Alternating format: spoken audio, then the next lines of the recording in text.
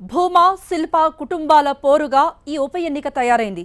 శిల్ప కుటుంబం నుండి కొడుకుతో పాటు ఆయన కూతురు శిల్ప, కోడలు రంగంలోకి దిగారు. ఇంటింటికి తిరుగుతూ జనం నుండి ఓట్లు అడుగుతున్నారు. తమ తండ్రికి ఓటేయాలని కోరుతున్నారు. ఇటు చక్రపాణిరెడ్డి కుటుంబ సభ్యులు కూడా నంద్యాలలో గల్లీ గల్లీ ప్రచారాన్ని నిర్వహిస్తున్నారు.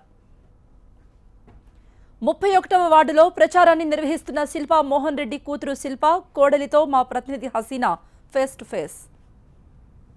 నిన్న నామినేషన్ల పర్వం పూర్తయిన తర్వాత అన్ని నామినేషన్లు యాక్సెప్ట్ చేసిన తర్వాత ఇక్కడ పూర్తి స్థాయిలో హోరాహోరీ ప్రచారం కొనసాగుతుంది. అయితే ప్రస్తుతం శిల్పమోహన్ రెడ్డి డాటర్ కూడా ప్రచారం చేస్తున్నారు. శిల్ప తన పేరు. ఇక్కడ ప్రస్తుతం అంతా ఉన్నారు, మాట్లాడదాం. ప్రచారం ఎలా జరుగుతుంది? చాలా బాగుందండి. ఈరోజు 33rd వార్డులో నేను, చిత్తూరు ఇన్ఛార్జ్ ఎమ్మెల్యే గారు ఇద్దరం కలిసి చేసాం ప్రచారం. చాలా పాజిటివ్గా ఉంది. ఇక్కడ ఆల్మోస్ట్ మెజారిటీ మాకే వస్తుందనే నమ్మకంతో ఉన్నాం. నిన్న నామినేషన్ టెన్షన్ ఎలా ఫీల్ అయ్యారు? అదే వాళ్ళు ఏదో తెలుసు వాళ్ళకి ఎట్లాగో ఓడిపోతామని, సో ఏదో ఒకటి చేయాలని చేస్తున్నారు. మేము చాలా కాన్ఫిడెంట్గా ఉన్నాం, బికాస్ చాలా చిన్న మైన్యూట్ థింగ్, దాన్ని కూడా వాళ్ళు ఏదో ఫోకస్ చేసి ఏదో చేయాలనుకున్నారు. But it didn't work out. End of the day న్యాయమే గెలుస్తుంది కదా. ఈ ప్రచారం మీరు ఫస్ట్ టైమా లేక ముందు కూడా? ఈసారి ఫుల్ ఫ్లెజ్డ్గా చేస్తున్నాను. ఇంతకుముందు జస్ట్ మధ్యలో చేసేదాన్ని. ఎలా అనిపిస్తుంది? టఫ్ ఉందంటారా? లేదు, టఫ్ ఏం లేదండి. ప్రజలందరికీ గుర్తుంది నాన్నగారు చేసిన సేవలు అన్నీ, ఎవరు మర్చిపోలేదు. ఇంకా దానికి తోడు మాకు జగనన్న బలం కూడా కలిసి వచ్చింది కదా, సో చాలా పాజిటివ్ ఉంది. ఒక కాంట్రవర్సీ కూడా మనం చూస్తున్నాం ఈ డ్రెస్సింగ్ గురించి, సో దాని గురించి ఏమంటారు? కాంట్రవర్సీ ఏముందండి, ఇండియన్ క్లోత్స్ వేసుకున్న వరకు ఏదైనా ఓకే, అంతే అంతే అంతే అనుకుంటున్నా. సో పంజాబ్ డ్రెస్ వేసుకున్న ప్రాబ్లం లేదు? డెఫినెట్గా ఏం లేదు. ఇంతమంది ఎమ్మెల్యేలు, పార్టీ క్యాడర్ మొత్తం ఇక్కడికి వచ్చి ప్రచారం చేస్తున్నారు శిల్పమ్మ రెడ్డి తరఫున, ఎలా అనిపిస్తుంది? వీళ్ళందరూ మాకు అడిషనల్ సపోర్ట్ అండి. నెక్స్ట్ టైం జగన్ అన్న పక్కా సీఎం అవుతారని మాకు తెలుసు.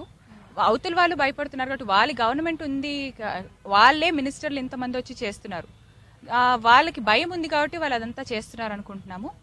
వాళ్ళు చేస్తున్నారు కాబట్టి మేము కూడా వాళ్ళకి ధీటుగా చేయాలి అంటే మాకు భయం ఏం లేదు, ఎట్లయినా మేము గెలుస్తాము. బట్ మాకు ఇదంతా అడిషనల్ సపోర్ట్ అనే మేము 1 month నుంచి 2 months నుంచి అభివృద్ధి కార్యక్రమాలు జరుగుతున్నాయి. అయితే 3 సంవత్సరాలు మీరు టీడీపీలో ఉన్నప్పుడు, అంటే మీ ఫాదర్, అప్పుడు అభివృద్ధి కార్యక్రమాలు ఫండ్స్ ఎందుకు తెలియకపోయారు అనేది మీరు ఫేస్బుక్లో చూస్తే మొన్న ఒక వీడియో పోస్ట్ చేశామండి.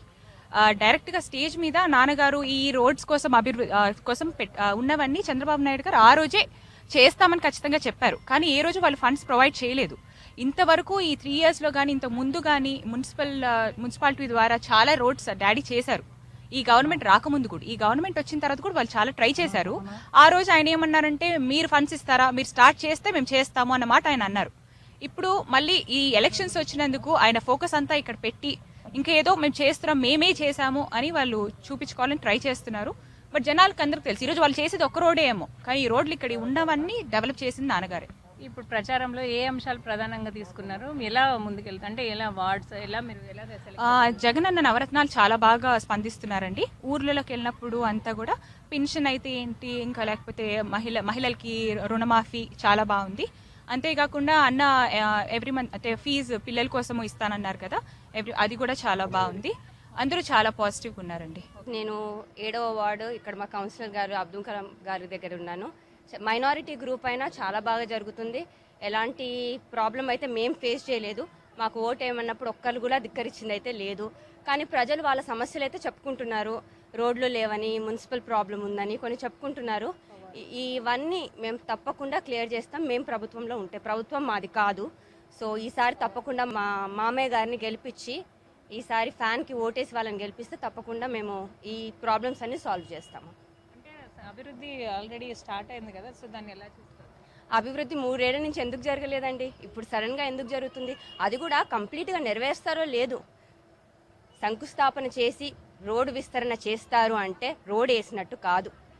కొబ్బరికాయ కొడితే రోడ్ వేసినట్టు కాదు. బిల్డింగ్లు కూలగొడితే అది మళ్ళీ రోడ్లు చేసినట్టు కాదు. అది స్టార్టింగ్ పాయింట్ మాత్రమే. కంప్లీట్ ప్రభుత్వం 3 ఏళ్ల నుంచి ఎందుకు పట్టించుకోలేదు నంద్యాలని? ఇప్పుడు సడన్గా అందరూ పట్టించుకుంటున్నారు. ఇవి చేస్తారన్న గ్యారంటీ ఏంటి? 3 ఏళ్ల నుంచి పట్టించుకోలేదు. అందుకనే ఏ గ్యారంటీ లేని ప్రభుత్వంకి ప్రజలు వేయరు. వాళ్ళకి అన్నీ అర్థమవుతున్నాయి. ఈసారి వేయరు. తప్పకుండా ఈసారి మా మామగారినే గెలిపిస్తారు. వైసీపీఏ ఈసారి నంద్యాలలో తప్పకుండా జెండా ఎగరేస్తుంది. ఈ నేపథ్యంలోనే రాజకీయాన్ని మరింతగా హీటెక్కించడానికి 2 పార్టీల అగ్రనేతలు ఎంట్రీ ఇవ్వబోతున్నారు. రేపటి నుండి 21వ తేదీ వరకు నంద్యాలలోనే ఉంటారని ఇప్పటికే ప్రకటించారు జగన్. రోడ్ షోలు, చిన్న చిన్న సభల ద్వారా విస్తృతంగా ప్రచారం చేయాలని ప్లాన్ చేస్తున్నారాయన. ఇటు ఇప్పటికే 2 సార్లు నంద్యాల వచ్చిన సీఎం చంద్రబాబు మరోసారి టూర్కు ప్లాన్ చేస్తున్నారు. ఈసారి 3 రోజులు ఇక్కడే ఉండి పార్టీ తరపున క్యాంపెయిన్ చేసే ఆలోచనలో ఉన్నట్టు టీడీపీ నేతలు చెబుతున్నారు. ఈ నెల 23న ఎన్నిక జరుగుతుంది. అంటే 21వ తేదీ వరకు ప్రచారం చేసుకోవచ్చు. ఎన్నికకు గడువు దగ్గర పడుతున్న కొద్దీ క్యాంపెయిన్ మరింతగా ఊపందుకుంటోంది. ఇక ఎలాగో అగ్రనేతలు వస్తారు కాబట్టి మైకులతో నంద్యాల హోరెత్తబోతోంది.